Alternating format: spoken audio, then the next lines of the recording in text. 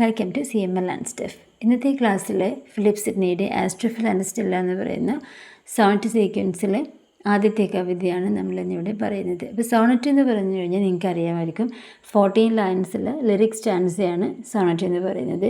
Sonet start ചെയ്യുന്ന സമയത്ത് ഒരു പ്രോബ്ലം ഉണ്ടായിരിക്കും. അതായത് കവിത സ്റ്റാർട്ട് ചെയ്യുമ്പോൾ തന്നെ നമുക്ക് അതിനകത്തൊരു പ്രോബ്ലം ഫില്ല് ചെയ്യും. ഏറ്റവും അവസാനത്തിൽ അതിനുള്ള സൊല്യൂഷൻ കൂടി കണ്ടെത്തിയിട്ടായിരിക്കും ആ കവിതയോടെ അവസാനിക്കുന്നുണ്ടായിരിക്കുക.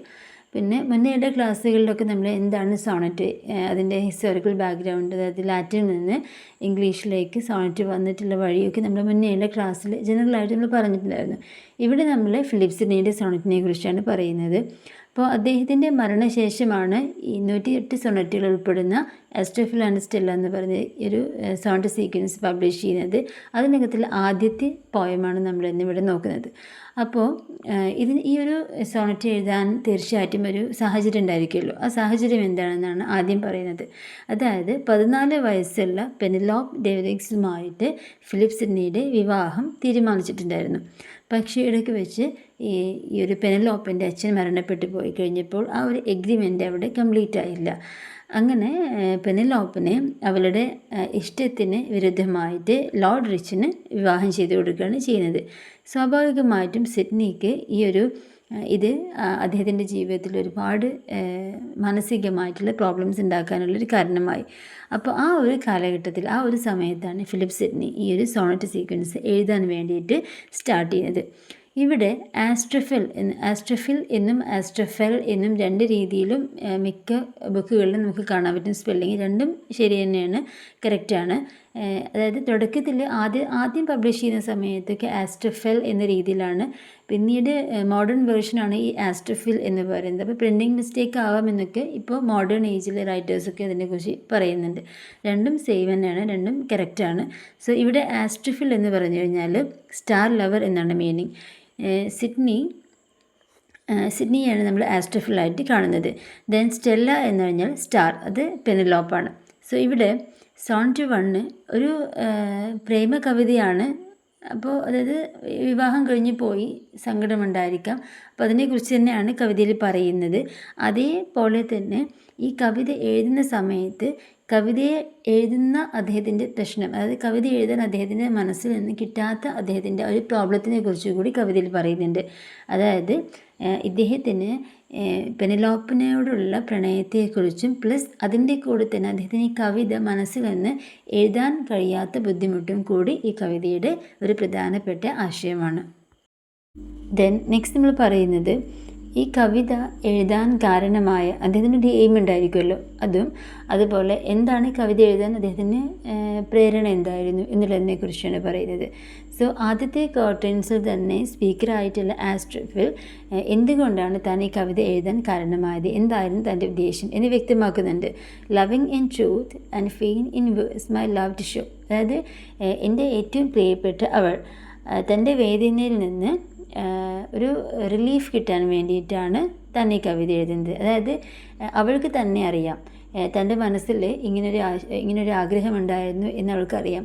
അപ്പോൾ ഞാൻ എഴുതി ഈ കവിത വായിക്കുന്ന സമയത്ത് അത് എത്രമാത്രം തീവ്രമായിരുന്നു എന്നവൾ വീണ്ടും അറിയാൻ വേണ്ടിയിട്ടും അത് അവർക്ക് മനസ്സിലായി കഴിയുന്ന സമയത്ത് തന്നോട് ഒരു സിമ്പതി തോന്നുകയും അതിലൂടെ വീണ്ടും ആ ഒരു സ്നേഹം അവളുടെ മനസ്സിൽ കുറച്ചുകൂടി കൂടുതലായിട്ട് വരികയും ചെയ്യണം എന്നുള്ള ഒരു അദ്ദേഹത്തിൻ്റെ ആഗ്രഹമാണ് അദ്ദേഹം ഈ കവിത എഴുതാനുള്ള പ്രധാനപ്പെട്ട ഒരു എയിം എന്ന് അദ്ദേഹം തന്നെ പറയുന്നുണ്ട്. സ്പീക്കർ തന്നെ കവിതയിലൂടെ നമ്മളോട് പറയുന്നുണ്ട്. അപ്പോൾ ഇവിടെ ഈ ഒരു കവിത എഴുതാൻ എന്നെ പ്രേരിപ്പിക്കുന്ന കാര്യങ്ങൾ എന്ന് പറഞ്ഞിട്ട് അദ്ദേഹം കുറച്ച് കാര്യങ്ങൾ നമ്മുടെ മുമ്പിൽ പറയുന്നുണ്ട്. അതായത് അയാളുടെ ലക്ഷ്യമെന്ന് പറയുന്നത് വെറും ഒരു ആവിഷ്കാരമല്ല, ഒരു കവിത എഴുതുക എന്നുള്ളതൊന്നല്ല, ഇതൊരു പ്രേരണയാണ്. സ്റ്റെല്ലയെ വായനയിൽ നിന്ന് അറിവിലേക്ക്, അതേപോലെ തന്നെ അറിവിൽ നിന്ന് ദയയിലേക്ക്, ദയയിൽ നിന്ന് അവളുടെ ഗ്രേസിലേക്ക് അഥവാ അനുഗ്രഹത്തിലേക്ക് നയിക്കുക. അതായത് ഞാൻ എഴുതുന്ന ഓരോ വാക്കുകളും അവൾ വായിക്കണം. അവളുടെ ആ വായനയിൽ നിന്ന് അവളുടെ അറിവിലേക്ക്, അതായത് ഞാൻ എത്രമാത്രം അവളെ പ്രണയിക്കുന്നുണ്ട് എന്ന് അവൾക്കിത് മനസ്സിലാവണം. ആ അറിവിൽ നിന്ന് ദയയിലേക്ക്, അതായത് ആ ഒരു അറിവിൽ നിന്ന് എന്നോട് അവൾക്കൊരു സിമ്പതി തോന്നണം, എൻ്റെ മനസ്സിലുള്ള ആ സ്നേഹം എത്രമാത്രം ഇപ്പോഴും അവളോടുണ്ട് എന്നുള്ളത് അത് മനസ്സിലാക്കുമ്പോൾ അവൾക്ക് എന്നോട് വീണ്ടും ഒരു സിമ്പതി തോന്നും.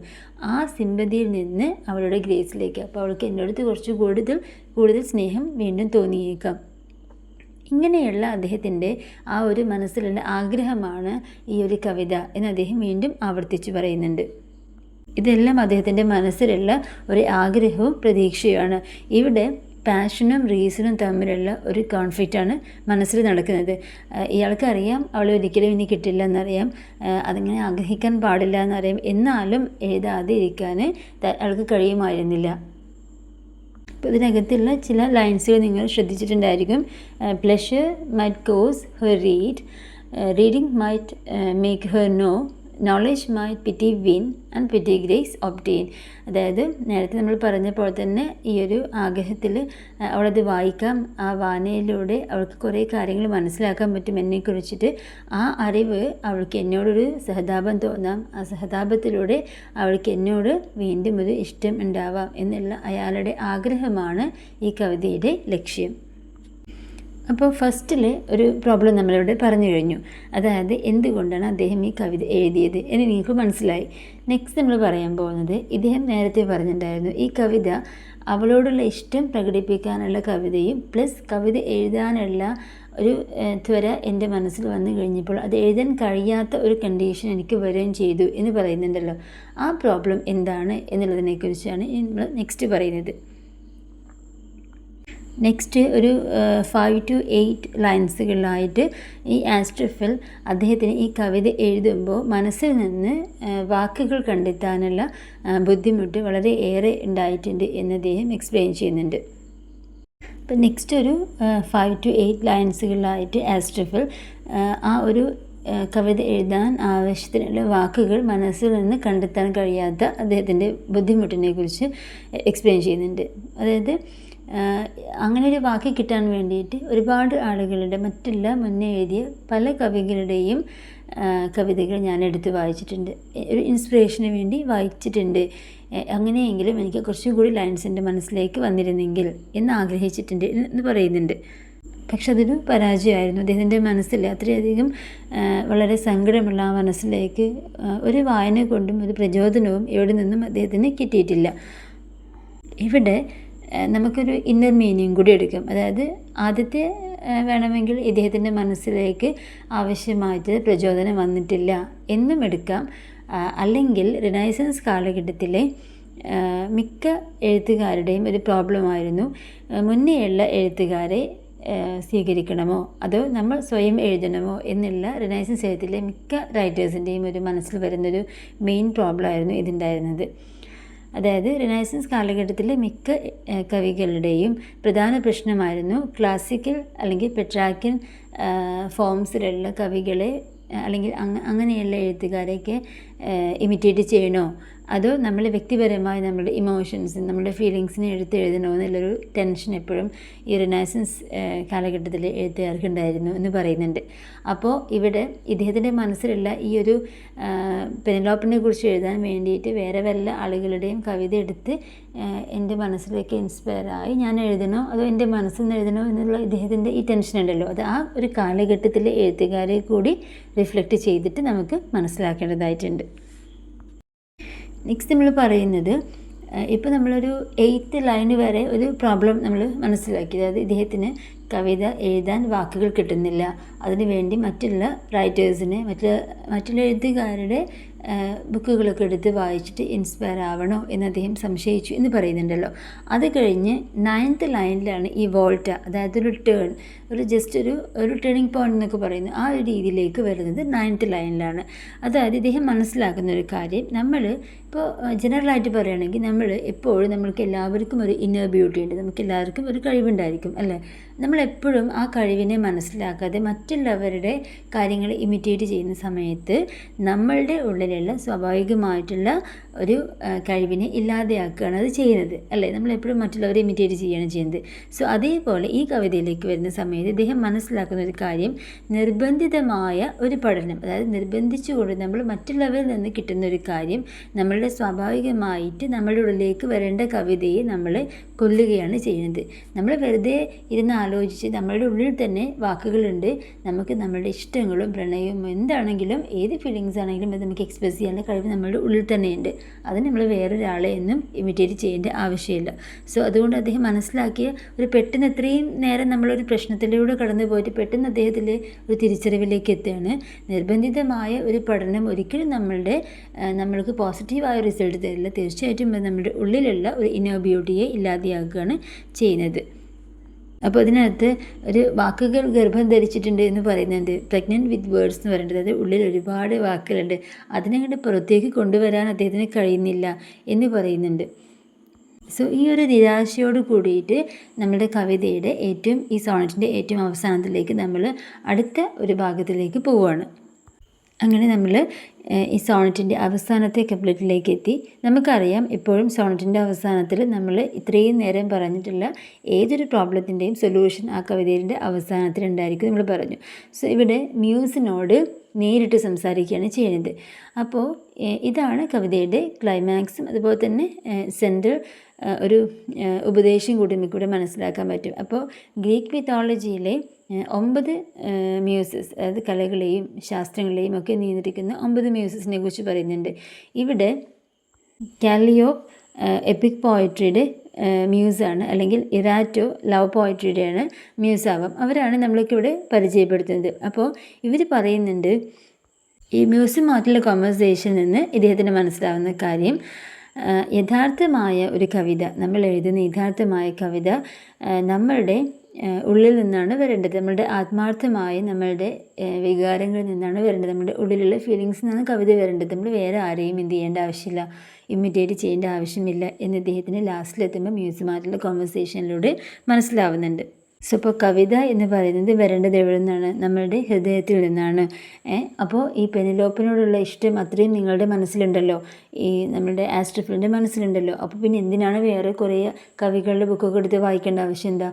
നിങ്ങളുടെ മനസ്സിൽ തന്നെ ഉണ്ട് അവളോടുള്ള ഇഷ്ടം അത്രയും. അതുകൊണ്ട് വാക്കുകൾ നിങ്ങളുടെ ഉള്ളിലുണ്ട്, നിങ്ങളുടെ വികാരത്തിൽ നിന്ന്, നിങ്ങളുടെ ഹൃദയത്തിൽ നിന്ന് കവിത എഴുതൂ എന്ന് മ്യൂസിനോടുള്ള കോൺവെർസേഷനിൽ കിട്ടുന്നുണ്ട്. സോ ഇങ്ങനെയാണ് ഈ ഒരു കവിതയുടെ അവസാനിക്കുന്നത്. അപ്പോൾ സോണറ്റിൻ്റെ സ്റ്റാർട്ടിങ്ങിലുള്ള പ്രോബ്ലവും ഏറ്റവും അവസാനം അതിനുള്ള സൊല്യൂഷനോട് കൂടിയിട്ടാണ് ഈ കവിതയുടെ അവസാനിക്കുന്നത്. നെക്സ്റ്റ് നമ്മൾ പറയുന്നത് ഈ സോണറ്റിൻ്റെ ഒരു ഫോം, അതുപോലെ സ്ട്രക്ചർ, സ്റ്റൈൽ, അതിൻ്റെയൊക്കെ സിഗ്നിഫിക്കൻസിനെ കുറിച്ചാണ് നമ്മൾ പറയുന്നത്. സോ ഈ സോണറ്റ് എഴുതിയിരിക്കുന്നത് പെട്രാക്യൻ അഥവാ ഇറ്റാലിയൻ ആ ഒരു സ്ട്രക്ചറിൽ തന്നെയാണ്, അത് ഫോളോ ചെയ്തിട്ട് തന്നെയാണ് എഴുതിയിരിക്കുന്നത്. അതിൻ്റെ റൈം സ്കീമിനെ കുറിച്ച് അതിൽ പറയുന്നുണ്ട്. അതുപോലെ തന്നെ ആദ്യത്തെ സ്റ്റാർട്ടിങ്ങിൽ ഒക്ടേവ്, രണ്ടാമത്തെ സെക്ഷനിൽ സെസ്റ്ററ്റുമാണ്. ആ 2 റൈം സ്കീം അതിനകത്ത് പറയുന്നുണ്ട്. അതായത് എപ്പോഴും ഒക്ടേവിന് ആദ്യത്തെ 12 ലൈൻസാണ് ഒക്ടേവ് എന്ന് പറയുന്നത്. ഇപ്പോൾ 14 ലൈൻസുള്ള സോണറ്റിലെ ആദ്യത്തെ 12 ലൈൻസാണ് ഒക്ടേവ്. അതിൻ്റെ റൈം സ്കീം അതിനകത്ത് പറയുന്നുണ്ട്.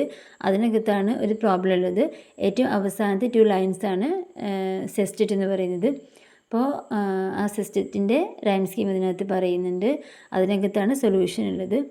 സോ ഇവിടെ മീറ്റർ യാംബിക് ഹെക്സാമീറ്ററിലാണ് കവിത എഴുതിയിരിക്കുന്നത്. 12 സിലബിൾസ് ആണ് ഉപയോഗിച്ചിട്ടുള്ളത് ഓരോ വരിയിലും. 6 feet ആണ്. സാധാരണ പെൻഡാമീറ്റർ അല്ല.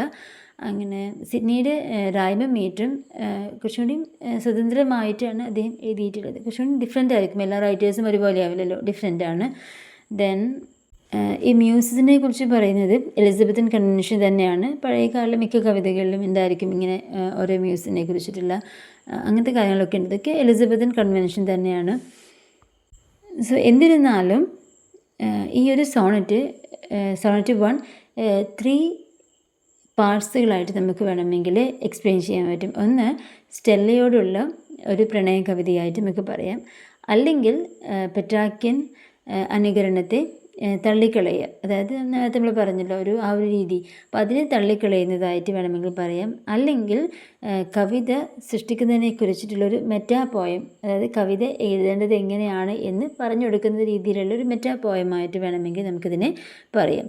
എന്നിരുന്നാലും ആസ്ട്രിഫിൽ ആസ്റ്റഫലിൻ്റെ പാഷനും റീസണും തമ്മിൽ ഉള്ളൊരു കോൺഫ്ലിക്റ്റ് ഇവിടെ സിഡ്നി ഒരു സ്പീക്കറായിട്ട് വളരെ വ്യക്തമായിട്ട് ഇത് പറയുകയും അതുപോലെ തന്നെ റിനൈസൻസ് അതുപോലെ ഹ്യൂമാനിസം ഇതൊക്കെ കൂട്ടിക്കലർന്നുകൊണ്ട് ഒരു മുഴുവൻ സീക്വൻസിൻ്റെയും ഒരു ടോൺ അവിടെ ക്രിയേറ്റ് ചെയ്യുകയും ഈ ഒരു കവിതയിലൂടെ ചെയ്തിട്ടുണ്ട്. ഇൻ ഷോർട്ട്, നമ്മൾ ഈ പറഞ്ഞ കവിതയിൽ ആസ്റ്റഫൽ ആൻഡ് സ്റ്റെല്ല എന്ന് പറയുന്ന കവിത അദ്ദേഹത്തിൻ്റെ സോണറ്റ് സീക്വൻസിൽ ആദ്യത്തെയാണ്. അപ്പോൾ ഇതിൻ്റെ സ്റ്റാർട്ടിങ്ങിലെ പ്രോബ്ലം എന്ന് പറയുന്നത് അദ്ദേഹത്തിന് പെനിലോപ്പിനോടുള്ള പ്രണയവും അത് വീണ്ടും അദ്ദേഹത്തിന് എക്സ്പ്രസ് ചെയ്യണം കവിതയിലൂടെ. അപ്പോൾ അത് എക്സ്പ്രസ് ചെയ്യാൻ അദ്ദേഹത്തിന് വാക്കുകൾ കിട്ടുന്നില്ല എന്ന് പറയുന്ന അദ്ദേഹത്തിൻ്റെ ആ ഒരു പ്രോബ്ലം. അപ്പോൾ ഈ പെനിലോപ്പിനോടുള്ള അദ്ദേഹത്തിൻ്റെ സ്നേഹവും പ്ലസ് അതിൻ്റെ കൂടെ വാക്കുകൾ കിട്ടുന്നില്ല എന്ന് പറയുന്ന ആ പ്രോബ്ലവും ഏറ്റവും അവസാനം ഹൃദയത്തിൽ നിന്ന് തന്നെ അല്ലെങ്കിൽ നമ്മളുടെ ഫീലിങ്സിലൂടെ തന്നെയാണ് കവിത എഴുതേണ്ടത് എന്നുള്ള മ്യൂസിൻ്റെ ഉപദേശവും അവസാനം ആ ഒരു കവിത അവസാനിക്കുകയും അങ്ങനെയാണ് ഈ ഒരു ആസ്റ്റഫൽ ആൻഡ് സ്റ്റെല്ലയുടെ ഒരു ടോട്ടൽ ഒരു സ്ട്രക്ചർ എന്ന് പറയുന്നത്.